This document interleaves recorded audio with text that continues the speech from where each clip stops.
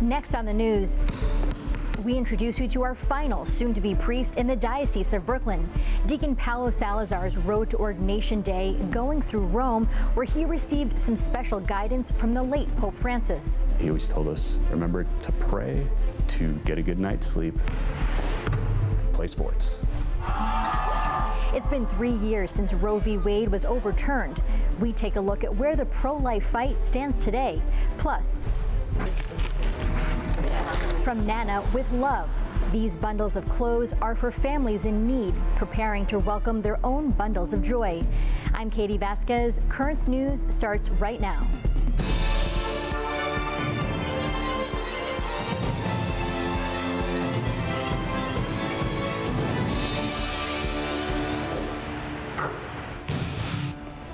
He says joining the priesthood for him was a slam dunk because Deacon Paulo Salazar had a whole team supporting him as he answered his call from God.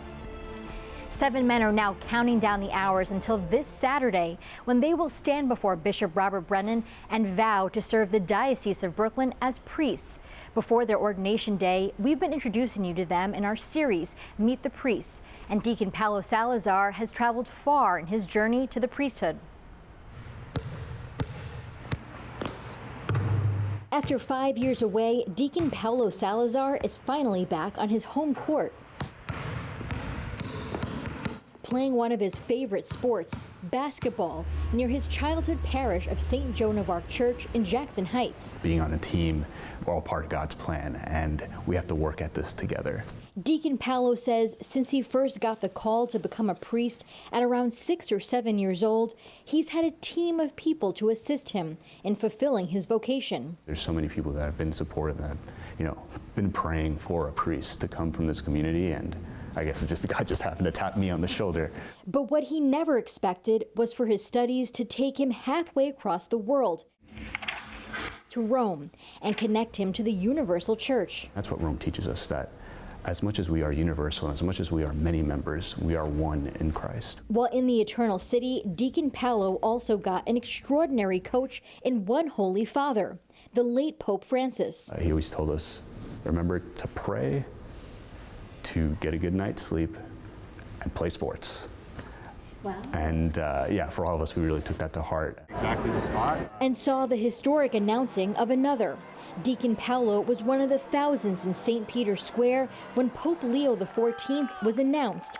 Already, he feels inspired by the first American pontiff, who recently spoke to those studying in Rome. He spoke about the love of the priesthood and the power of the priesthood and how it changes and is able to transforms one's other lives, but at the same time, allow your priesthood to transform your own life.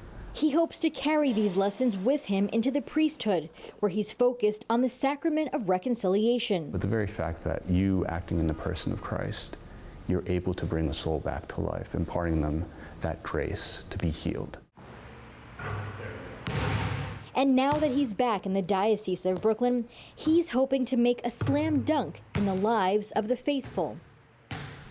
And just a reminder, Deacon Paulo Salazar and 6 other transitional deacons will be ordained in the Diocese of Brooklyn on Saturday, June 28th at the Co-Cathedral of St. Joseph in Prospect Heights. And you can be a part of it. Just tune in to Net TV to watch the ordination live. It begins at 11 a.m. If you missed any part of our priestly series, don't worry.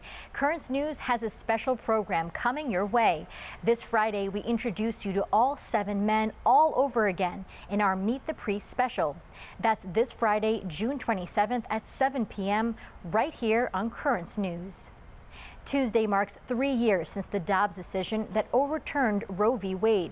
The elimination of federally legalized abortion meant that the fight for life went back to the state level. While the U.S. bishops say this paved the way for pro-life victories nationally, the battle to protect the unborn is far from over. Right now, abortion is broadly legal in 31 states, including Washington, D.C. 2 of those states have enacted bans, but abortion remains legal for now as courts determine whether those laws can take effect. On the opposite side, 19 states have banned or restricted the procedure.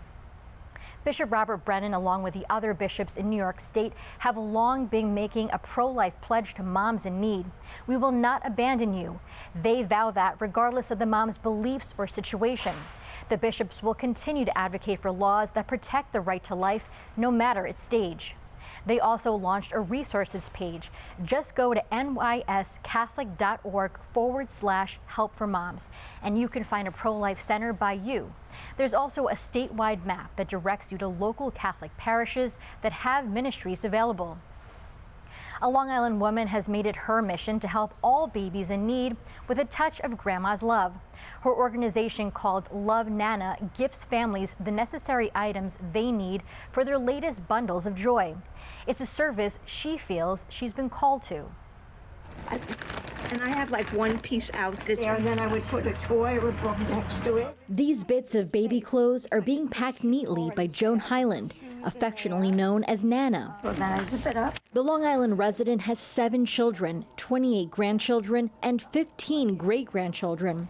And she packs each baby bundle as if it were for her own family. I want it to look just perfect there, you know, and I try to do that every single day with every single bag. Little bags of just like undershirts. Her gifts are part of a community service project she started in 2020 called Love Nana. Her work with moms began when Joan's grandson asked her to help a single mother in need. I got some diapers, I bought some things from the store, and when I put it together, my husband said to me, "Wow, it looks like a present."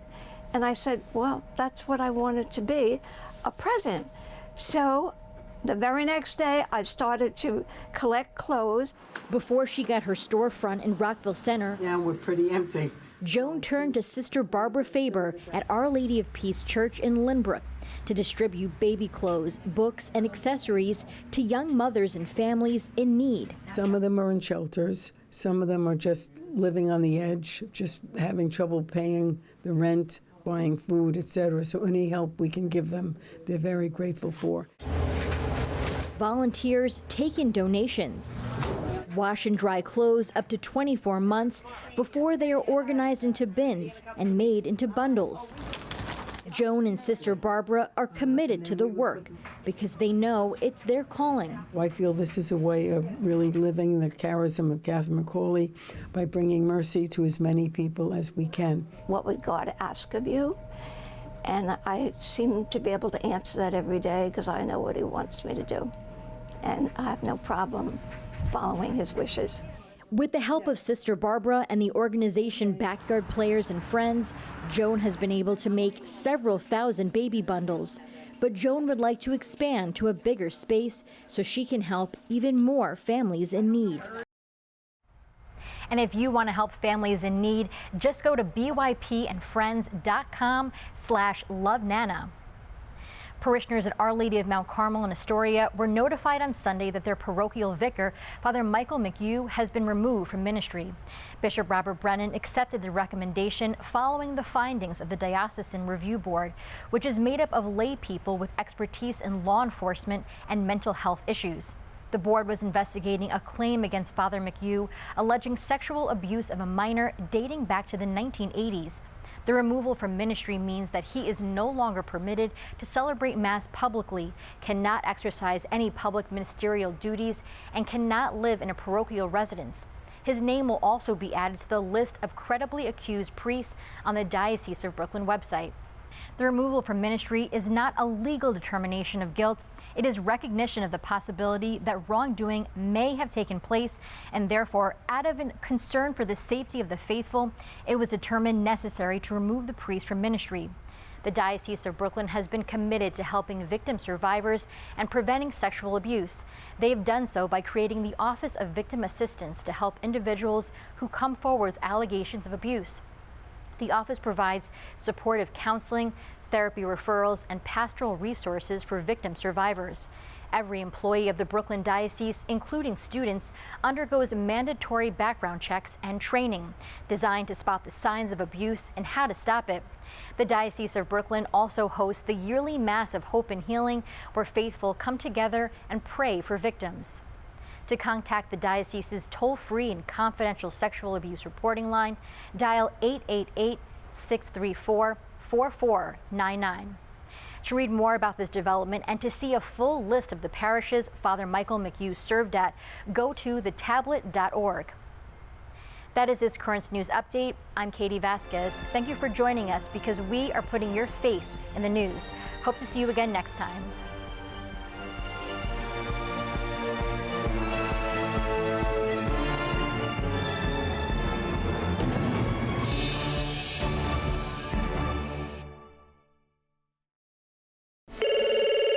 She's always there to answer the call. It makes me feel good knowing that I'm helping somebody. I just like to do that. It's rewarding to me. It really is. She may be the Saturday receptionist at St. Stanislaus Casca, but every other day she's here volunteering. How Marge Migliaccio makes up the pulse of the parish, Wednesday on Currents News.